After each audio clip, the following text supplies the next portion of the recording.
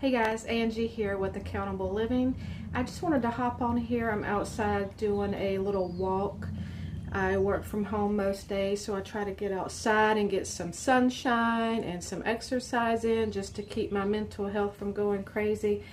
But I had a thought for a video and I thought let's do it while it's fresh on my mind. You guys will see that I'm very real and unfiltered, and I don't spend a lot of time editing my videos and making them pretty because honestly guys, I just do not have the time. I'm a vice president of finance for a small company, and anyone else who works for a small company knows that that's usually multiple jobs in one. So we're very busy right now, and I love making videos. I'm just a small channel just starting out. So if you like videos like this, hit that subscribe button, leave me a comment on what you want to see in the future.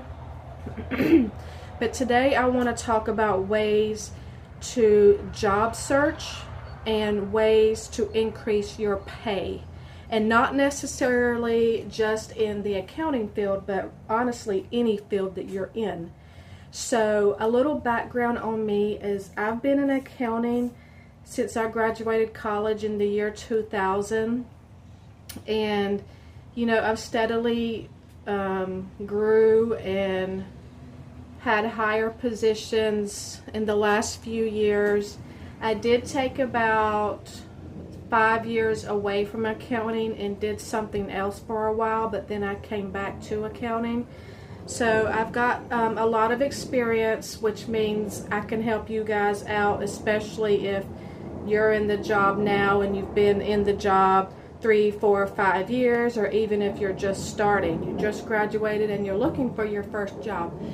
My channel is going to help you learn ways to find a job, learn ways to better yourself, save money, all those things. So, or during the pandemic, I had a really good job. I'd been there 4.5 years, but because it was in the travel industry, our industry got hit the hardest. So unfortunately I had to job hunt, which I thought I would never have to do again, but I did have to do it. So what I learned was that when you're searching through positions and you see the requirements for software, especially, that you need to learn some of that software so that when you apply for these positions, you can say, hey, I know how to use that software, or I'm, you know, beginner level, I'm at a advanced level, or whatever, but at least you know how to use it in some way or fashion. So that's kind of what I started doing. I started seeing what accounting software these firms and companies were using, and if I didn't already know it, I took lessons, aka watched YouTube videos from people who were trying to show you how to use that software. So that really helped for some of the positions that I applied for. So one of those positions was with a public accounting firm, and obviously the more software you know, the better for public accounting firms. So I started learning some software that I had never looked into before, and that was like NetSuite and Zero Accounting, and both of those have a pretty good number of YouTube how-to videos on YouTube. I already knew QuickBooks. I've been using QuickBooks for a very long time, so that was a plus. However, QuickBooks has an online version that I wasn't too familiar with, so I taught myself QuickBooks online using Intuit's training videos. So if you didn't know this, you can actually sign up for an account with Intuit called QuickBooks Accountant. And if you do the training and if you become certified, then you get to keep QuickBooks Accountant online for free and continue your training. And you can even set up like a little fake company to teach yourself how to do things while you're learning the training or while you're doing the training. So I did that, and I became QuickBooks certified before I even applied for these positions. So I had a leg up on everyone else on some of these positions because I was already QuickBooks certified. So that helped me get my foot in the door at a public accounting firm. The other tip I want to tell you is you will never learn as much from someone else as you can learn on your own. And I'm just being honest and real. After over 20 years of working in this industry, I have taught myself more than anyone else was able to teach me, other than my first or second year accounting professor. Because a lot of times you don't even have a clue what accounting is until you take Accounting 101. If you know what I mean, you know what I mean. It's just some of the things are things you've never even knew existed. So outside of my college professor, I've taught myself most things when it comes to accounting. So don't depend on other people to train you or to teach you on accounting techniques or GAAP or software. You be your number one fan and you teach yourself. And since I've started doing that, I feel more confident. I feel like I can learn and do anything. And plus, I'm now able to teach and help others that I work with, and even others that I don't work with, others that are studying for the CPA exam now. I've been able to help. So be your number one fan and learn as much as you can on your own. If there's someone you really love that you work with and they're a great teacher, of course, use them. Ask them for help. Say, hey, when you do that bank rec, can you please call me over there so I can watch you? And I know there's a lot of people that you might work with that hate training. They hate teaching people. They even hate anyone looking over their shoulder. But if you can find that one person, then that's amazing, and use them. When I have colleagues that come up to me that say, oh man, I wish I could learn all that, I say, you can learn it.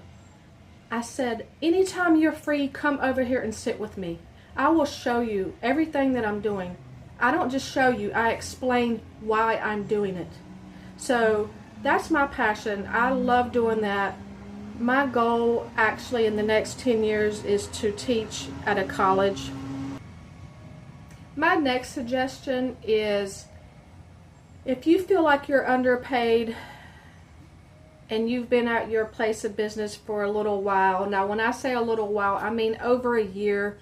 You know, you've been through your probationary period and you feel like you're underpaid. You've looked online and you've seen jobs for positions that are lower than yours and they're starting out making $10,000 more.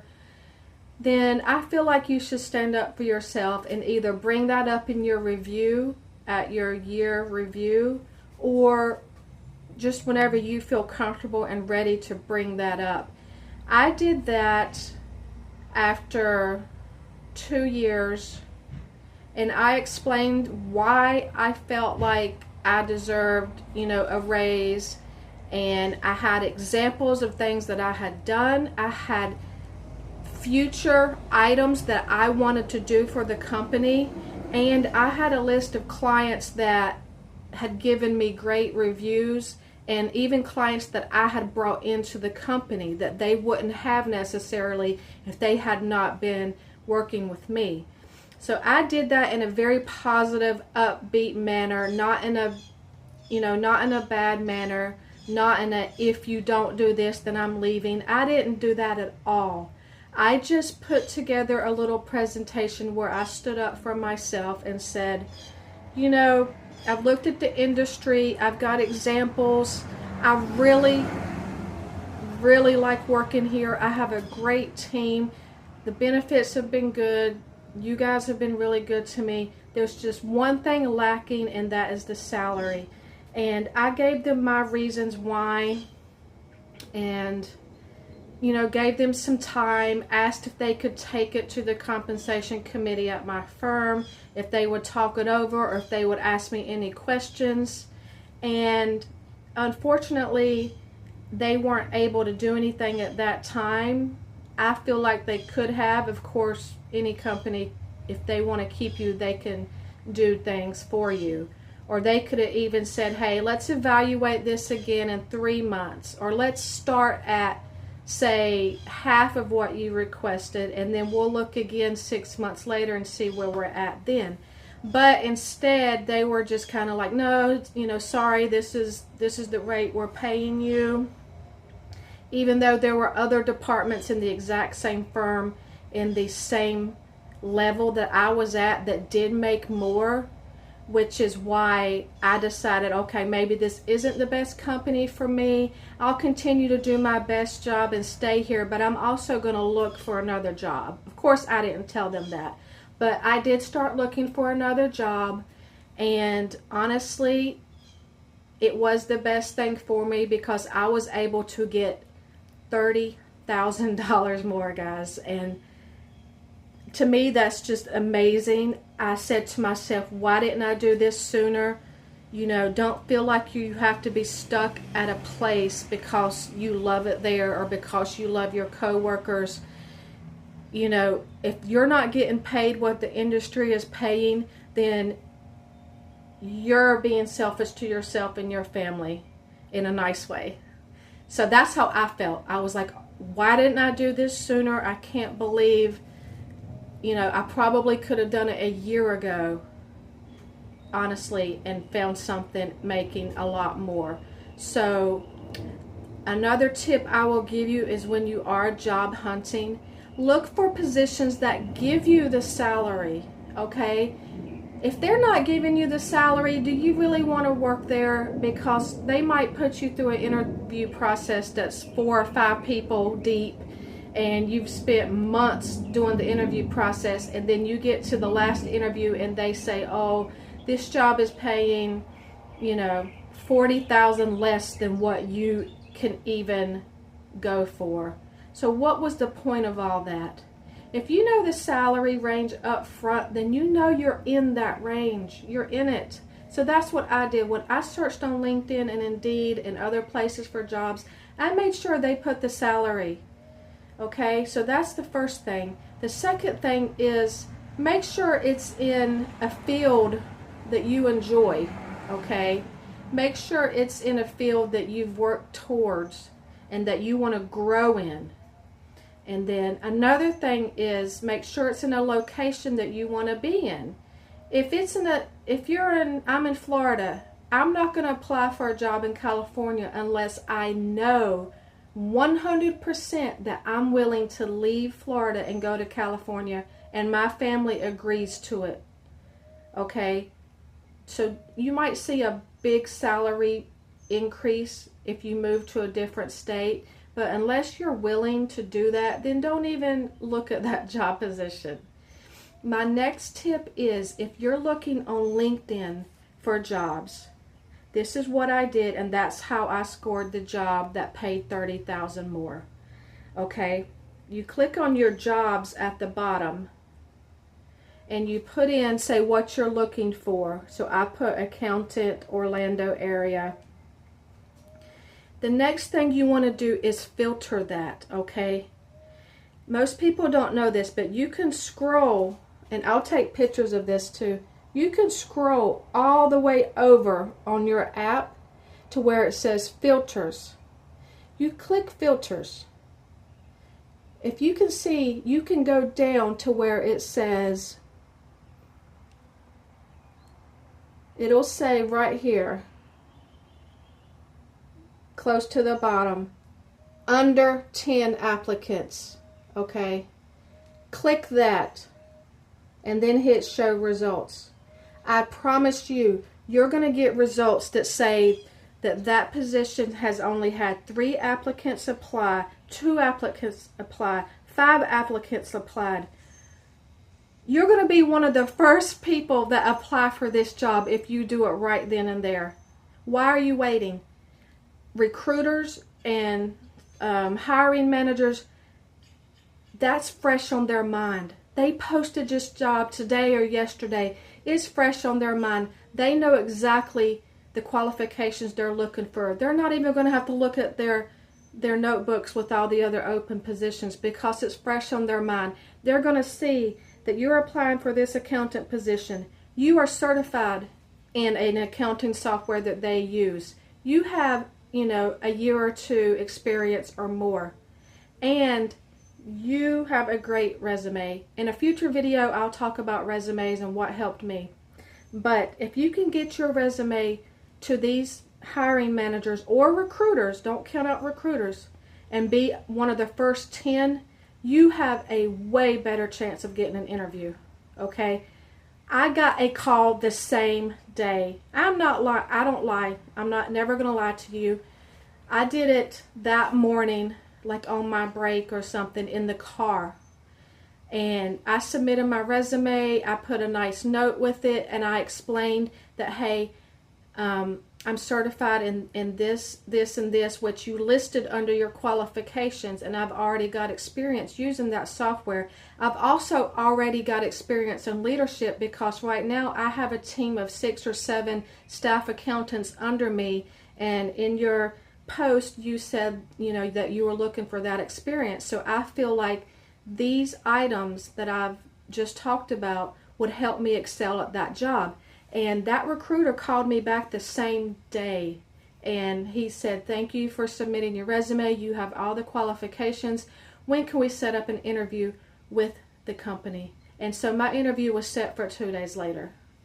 So these things can help. I've been through all this. I've been through the recruiting process, through the interviews, through the job hunts. I've been laid off before. I've switched careers. I feel like I can help you on this channel. So if you guys have any questions or any thoughts on what you want to see in the future, let me know. I will be doing more CPA videos because that's still fresh on my mind too. If you watch my other videos, you'll see that I've got exam tips and things that you can do to help you pass the CPA exam. I've also got some videos on budgets and where to shop to save money and things like that I really love doing. So I thank you guys for watching. My subscribers that I have, thank you so much. Like I said, I will take the time out. I'll try to do more videos. I'm going to take the time out of my day every day and come walking and think of things that I can do videos on. And I really appreciate it, guys. Please hit subscribe and leave me a comment. And I'll see you next time. Bye.